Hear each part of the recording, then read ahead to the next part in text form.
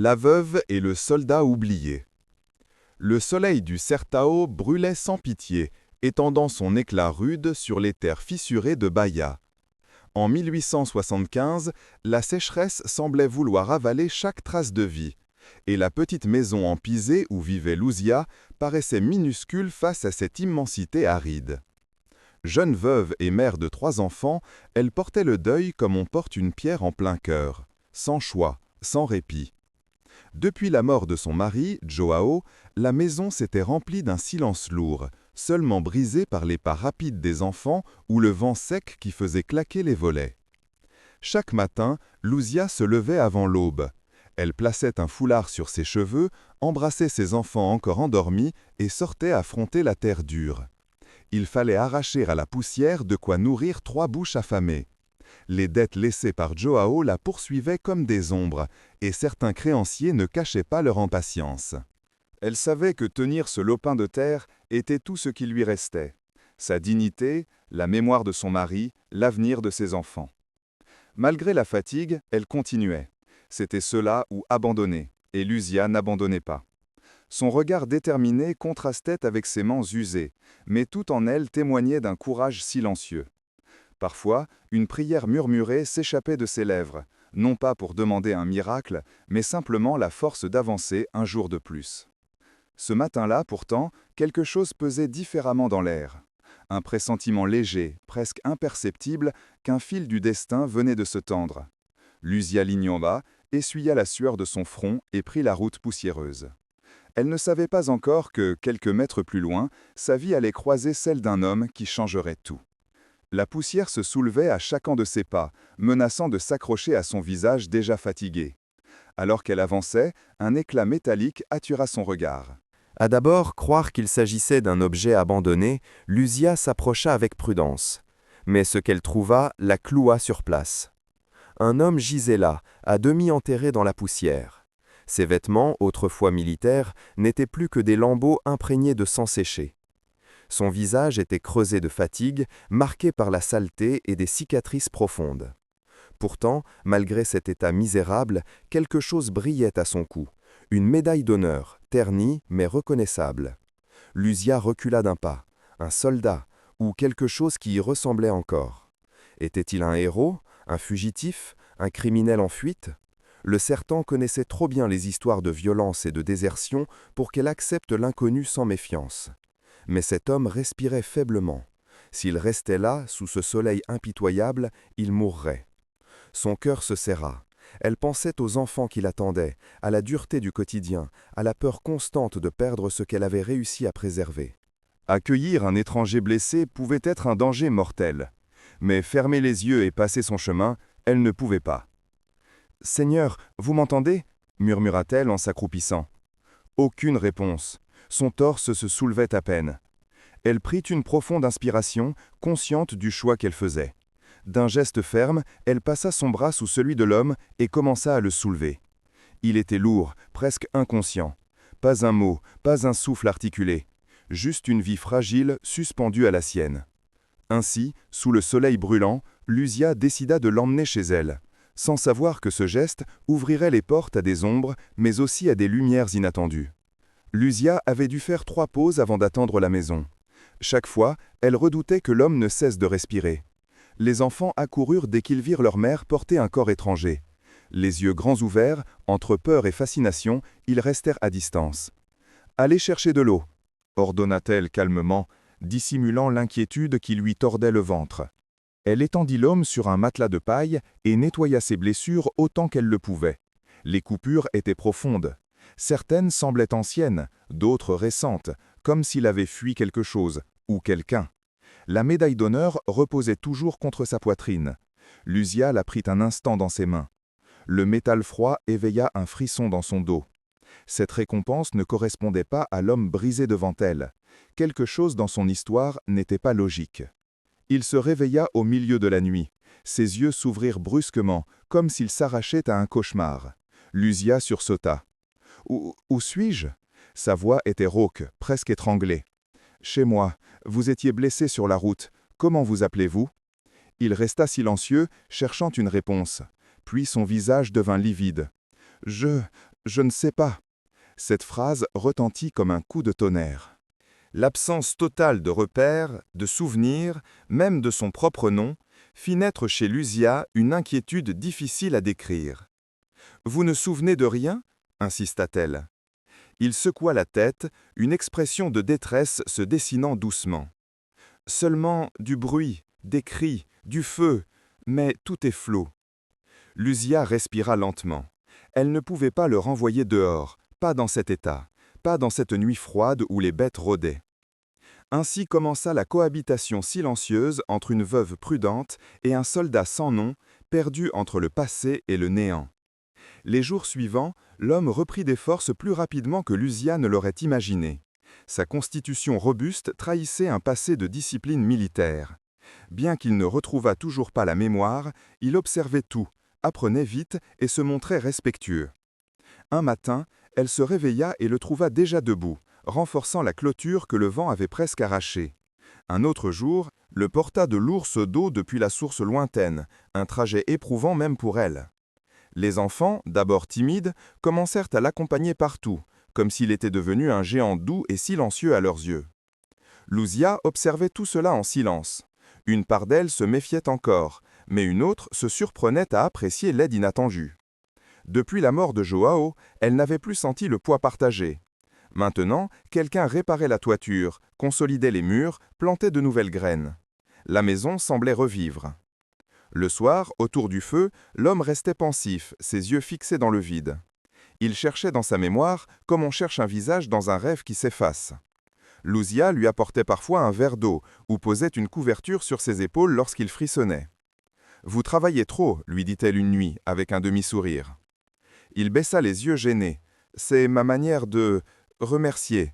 Je ne sais pas ce que j'ai été. » « Mais ici, j'ai l'impression de respirer. » Cette phrase la toucha plus qu'elle ne l'avouait. Tout semblait s'adoucir, comme si la maison retrouvait un rythme oublié.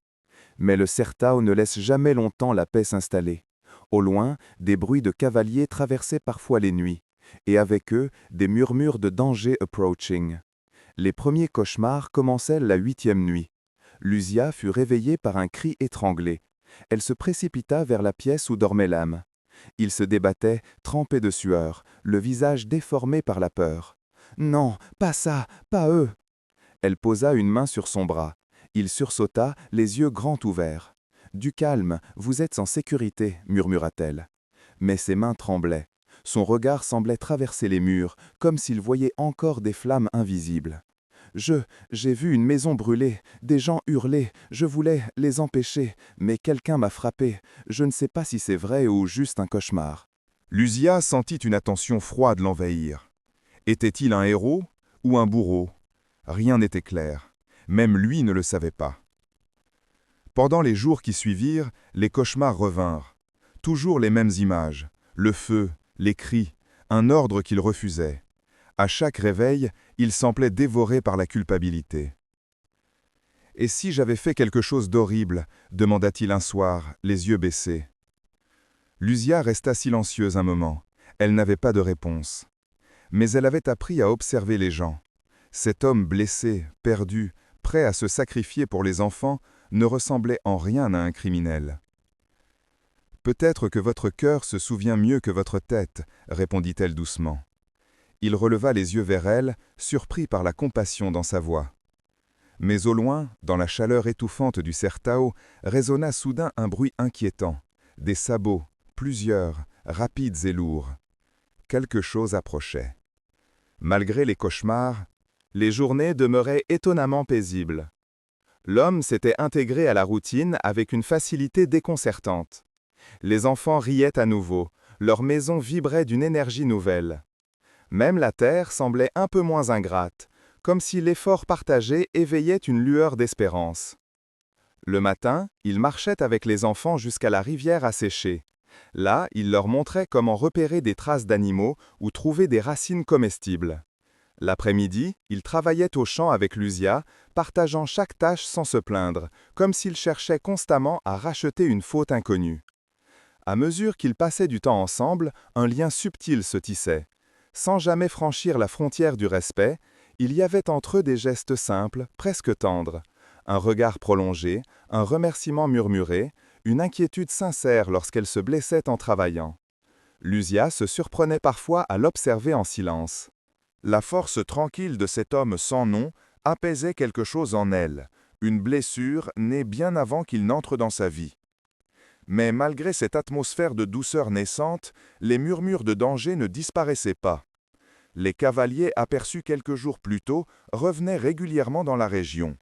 Les voisins parlaient d'un groupe de jagunços cherchant quelqu'un qui correspondait étrangement à la description du soldat. Un soir, alors que le soleil s'éteignait derrière les collines, Lucia sentit l'air changer à nouveau. Quelque chose d'invisible menaçait l'équilibre fragile qu'ils avaient commencé à construire. Et cette menace ne tarderait pas à se révéler. Ils surgirent un après-midi, dans un nuage de poussière et de tension. 3 hommes armés, vêtus de cuir brun et portant des chapeaux larges, approchèrent la propriété avec un calme inquiétant. Leur monture, robuste et nerveuse, semblait prête au combat. Lucia sentit son cœur se serrer. Les enfants se précipitèrent vers elle, tremblants. L'homme sans nom s'arrêta net, sa main se crispant involontairement sur un outil agricole, comme si c'était une arme. Le chef des jagunços parla d'une voix grave. « Nous cherchons un soldat, un déserteur dangereux. Il a saboté une opération importante pour le colonel Afonso. Il s'est enfui vers cette région. Vous n'auriez pas vu un homme blessé passer par ici ?» Lucia sentit la sueur froide couler dans son dos. L'homme derrière elle semblait hésiter entre fuir et se battre. Un mouvement de trop, un regard mal placé, et tout aurait pu basculer. Lucia inspira profondément et répondit d'une voix maîtrisée. « Non, Seigneur, je n'ai vu personne. » Le jagunço la fixa longuement, cherchant un mensonge dans ses yeux. « S'il est ici, vous aurez des ennuis. Le colonel paye bien ceux qui donnent des informations et traite sévèrement ceux qui les cachent. » Puis ils s'en allèrent, laissant une traînée de menaces derrière eux. Lorsque la poussière retomba, le soldat murmura « Il me cherche, mais je ne sais même pas pourquoi. » Et Lucia comprit, le danger venait de commencer. La tension envahit la maison. Les enfants parlaient à voix basse, comme si le moindre bruit pouvait attirer les cavaliers de nouveau. Lucia resta silencieuse la plupart du temps, plongée dans un conflit intérieur douloureux. Elle avait offert refuge à un inconnu, mais ce geste pouvait mettre en péril la vie de ses enfants. Elle avait promis à Joey de les protéger. Comment tenir cette promesse maintenant? Un soir, elle s'assit face au soldat, déterminée à obtenir des réponses qu'il ne possédait peut-être pas. « Dites-moi la vérité, même si vous ne vous souvenez pas de tout. Pensez-vous avoir fait quelque chose de mal ?» Il baissa les yeux. Ses mains tremblaient légèrement. « Je ne sais pas, mais chaque fois que j'essaie de me rappeler, je ressens de la honte et de la colère. Comme si j'avais refusé quelque chose que j'aurais dû accepter. Ou l'inverse. » Ces mots la frappèrent. Elle vit la peur dans ses yeux. Pas celle d'être capturée, mais celle de découvrir qu'il était réellement un monstre. « Si je reste ici, ils reviendront, » ajouta-t-il. « Je devrais partir. Je ne veux pas vous exposer. » Lucia sentit son cœur se serrer. L'idée qu'ils partent réveillait une douleur qu'elle n'avait pas anticipée. « Et si vous n'aviez nulle part où aller ?»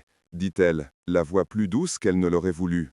Il releva lentement les yeux vers elle, surpris par son ton. Le silence qui suivit était chargé. Ni peur, ni désir. Juste 2 âmes perdues cherchant un endroit où se poser. Mais la nuit apportait toujours ses ombres et ses vérités. Cette nuit-là, le soldat se réveilla avec une clarté nouvelle. Non pas un souvenir entier, mais un fragment plus net que les autres. Il sortit dehors pour respirer.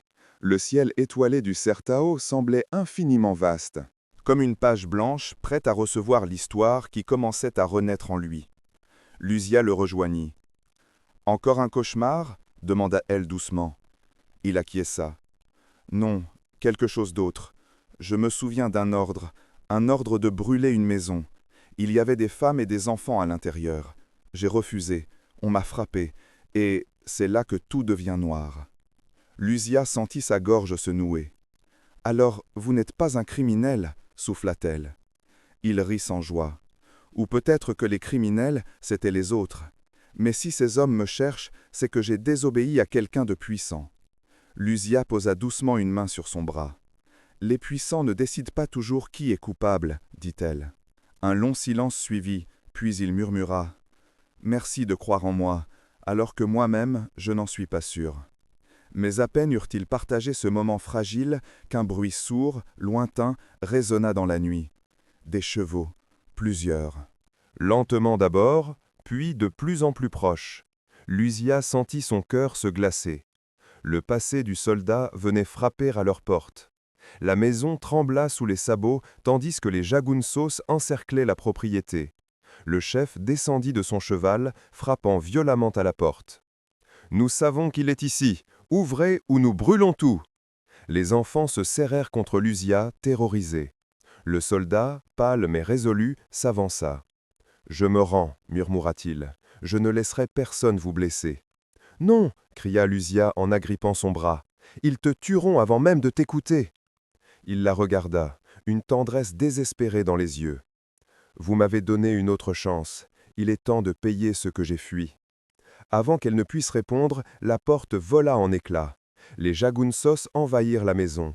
Le soldat se jeta sur eux avec une force étonnante, comme si son corps retrouvait instantanément les réflexes de son passé. Le combat fut brutal, déséquilibré. Il désarma 2 hommes, en repoussa un 3e, mais un coup de crosse lui fracassa l'épaule. La lutte se poursuivit dans la cour, dans la poussière et les cris. Les enfants pleuraient. Lucia criait son nom. Le chef pointa son arme sur lui. « Tu aurais dû mourir ce jour-là, soldat. Personne ne défie le colonel Afonso. » Alors que le coup allait partir, Lucia se plaça instinctivement devant lui. « Si vous le tuez, vous devrez me tuer aussi !» lança-t-elle. Son audace déstabilisa les jagunsos. À ce moment précis, plusieurs voisins, alertés par le tumulte, apparurent armés de bâtons et de fourches. En minorité, les jagunsos reculèrent. Le chef les rappela et cracha à terre. Ce n'est pas fini. Puis ils s'éloignèrent dans la nuit. Le soldat s'effondra dans les bras de Lucia. Elle le porta jusqu'à l'intérieur avec l'aide de 2 voisins. Son sang tachait sa chemise et sa respiration était faible. Lucia sentit une panique qu'elle n'avait plus ressentie depuis la mort de Joao. « Ne meurs pas, ne me laisse pas, pas toi aussi !» murmura-t-elle en nettoyant la blessure. Ses mains tremblaient, mais son cœur brûlait d'une détermination nouvelle. Elle ne serait plus spectatrice de la cruauté du monde. Pas cette fois. Les voisins formèrent une vigie autour de la maison. Les enfants restèrent près d'elle, silencieux, comme s'ils comprenaient que quelque chose d'immense venait de changer. Au petit matin, le soldat ouvrit les yeux, l'air perdu mais vivant. « Pourquoi avez-vous risqué votre vie ?» demanda-t-il d'une voix faible. Lucia s'assit près de lui. « Parce que tu n'es pas ce qu'ils disent. Parce que tu m'as aidé quand tu ne me devais rien. Parce que tu protèges mes enfants comme s'ils étaient les tiens. » Il détourna le regard, ému. « Je n'ai pas de passé, Lucia, je n'ai que des ruines. » Elle posa une main sur sa joue. « Alors reste, construis autre chose ici. Avec nous. » Il ferma les yeux, un souffle tremblant passant entre ses lèvres. Pour la première fois, il semblait apaisé. Dans cette maison simple, au cœur du sertan, 2 âmes brisées venaient de choisir l'une l'autre. Les jours suivants furent étrangement calmes. Les jagunsos ne revinrent pas. Peut-être attendaient-ils l'ordre du colonel, peut-être craignaient-ils l'unité soudaine du village. Quoi qu'il en soit, la peur recula et une nouvelle routine prit forme. Le soldat, encore faible, marchait lentement dans la cour. Les enfants l'entouraient, jouant à imiter un capitaine imaginaire. Il souriait, un vrai sourire, simple, rare. Un après-midi, alors que Lucia travaillait la terre, il s'approcha. « Je me souviens d'une dernière chose, dit-il doucement. Mon nom. » Elle se tourna vers lui, les yeux brillants. « Et quel est-il » Il hésita, comme si le prononcer revenait à reprendre le contrôle de sa vie. « Elias. Je m'appelle Elias. » Lucia répéta le nom comme on accueille une vérité attendue depuis longtemps. Ce soir-là, le ciel changea. Des nuages sombres s'accumulèrent. Puis, avec une lenteur presque solennelle, les premières gouttes tombèrent. 1, puis 2, jusqu'à ce que la pluie se déverse enfin sur le sertan. Les enfants dansèrent sous l'eau fraîche. Lucia leva les yeux vers le ciel, des larmes se mêlant à la pluie.